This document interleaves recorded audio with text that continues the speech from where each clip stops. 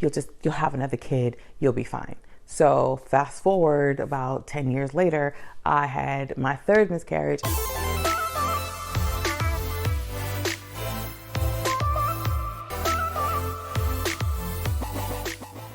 Hey Yonis, I want to talk to you about miscarriages today.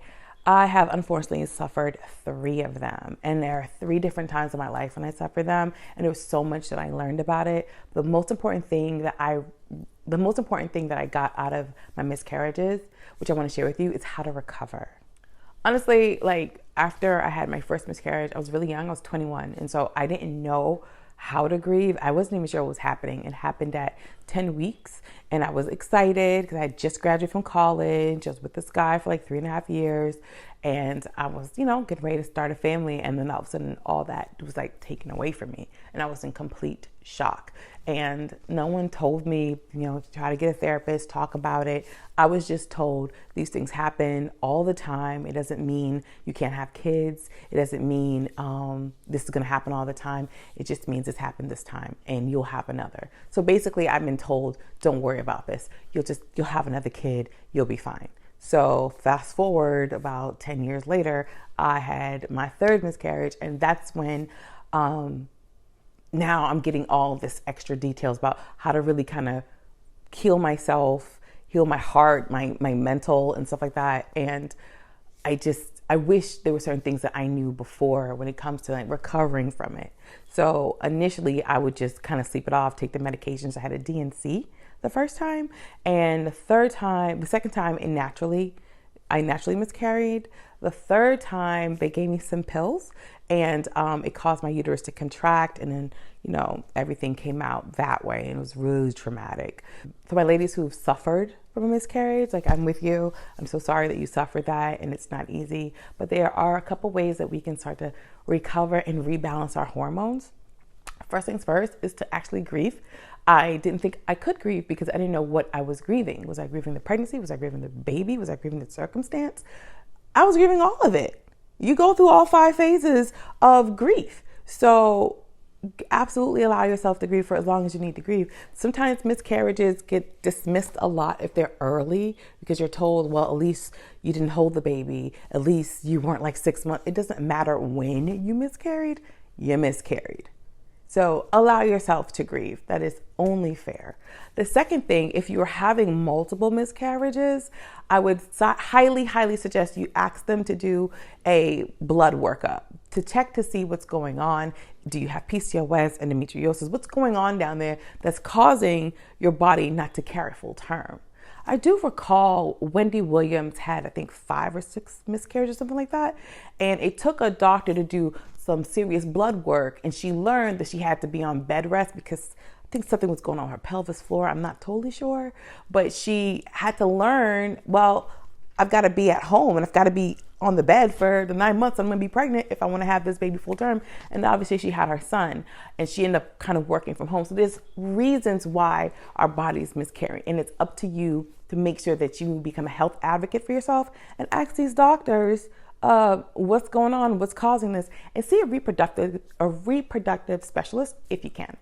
Sometimes our GYNs just may not have all the answers, so you kind of level up to go talk to somebody else. You have to get some support you need. I did not know that I needed to get support. I just kind of shelved it. I kind of kept it inside and just dealt with what I had to deal with.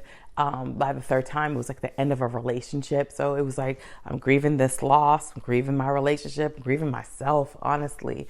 And nobody understood how I felt. And I didn't find at the time a community. I highly suggest you find one community that supports you. There's plenty of free ones. You can go on Facebook if you do Facebook. So there's a lot of different ones probably in your town, believe it or not.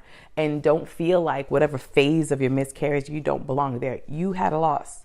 So yeah, you do belong there. I warn you though, don't join several groups. It can be overwhelming because you hear all these stories of these women and how much they've suffered. And if you keep getting too much of that, you may not get into the healing place you need to be. find a good place. You may have to hop around a little bit till you find the right one, but if you can find one in person, good. If you can find one online, even better. Sometimes they even have hotlines, but I highly suggest that you find a support group for women who've had losses like yours. One thing I always tell people when they're recovering from things, like when they've had a major loss, is to find something that you like. So for me, one thing I like to do is work out virtually. I love it so much. I have so much fun and I get my body together while I'm doing it. But I do find something that helps me escape from what I'm presently dealing with or negative emotion, and it's positive.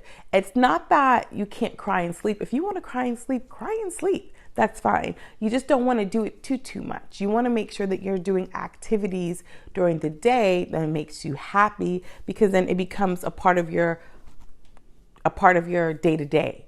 So you want to make sure that you're constantly doing things to help your body heal, help your head heal, so you're able to, function better and then recover, because that's really, really most important, is that you learn to recover from your loss.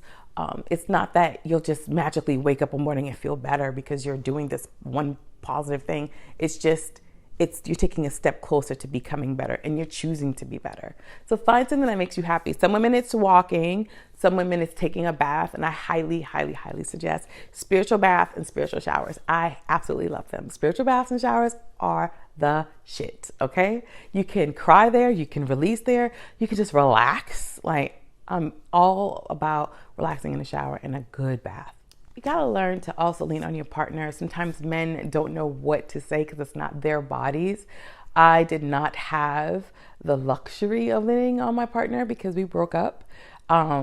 So I do know what it's like to have someone to lean on. After I lost my mother, I was able to lean on my hubby because he was there for me, and I could express myself to him freely without feeling funny or feeling like I'm over emotional, things like that. So while I may not have had the experience of having someone to lean on for a pregnancy loss, but I do have the experience of not depending on someone to lean on, but having someone to lean on when you've had a real big loss. So if you and your partner, husband, spouse have had a loss, lean on each other, because it's both of your losses, even if it's your body. And if it's not your body and it's your partner's body, you can still lean on them because it's both of your losses. And understand that. Understand that it's going to be a process for the two of you to recover. Decide when you want to try again, if you want to try again, if you want to still be with each other, things like that. And be honest. Be super honest about what you're feeling. They love you. You can trust them. And if that's not the case, reevaluate your relationship. And I mean that on a positive note, but lean on your partner because it's both of your losses. Also, feel free to eat what you want to eat, okay? But just don't do it for like 6 months straight, because then you want to make sure that you're eating things to nourish the body, especially if you decide you want to try again. You want to make sure that your body is in tip-top shape next time around. However, you might just give yourself a little bit of grace by eating what you want to eat and just relaxing. But remember, keep in mind that it is temporary and that you will get on a bandwagon to eat healthier foods to nourish your body, especially for those ladies who are preparing to have to go through another round of, getting pregnant and carrying their baby full term. If you can afford a therapist, I highly suggest therapy. I'm big on therapy. I love my therapist. It does take some time to find a good one. I have to hop around a little bit myself, but if you find a good one, find one that specializes in loss and grief, because they will give you some really good techniques and help on how you can recover. So I highly, highly, highly suggest having a good therapist. Me having a therapist made a world of a difference in my mood, because many times when women miscarry, you have a loss. It's such a major loss. Your body's at loss, and then you're also going through postpartum. So it does not matter. Remember, it doesn't matter what level that you've had your loss. You still have all those hormones in you. So you got to rebalance all those hormones, which means everything's thrown off. So finding a therapist to really help you talk certain things out, visualize things, give you some really good techniques on how else you can recover is very important. And also someone to remind you you're not alone and you're going to be okay. If you need any extra support, look at the description box. I've got some links down there for you, and reach out to me. I am more than happy to give you some advice. Happy healing.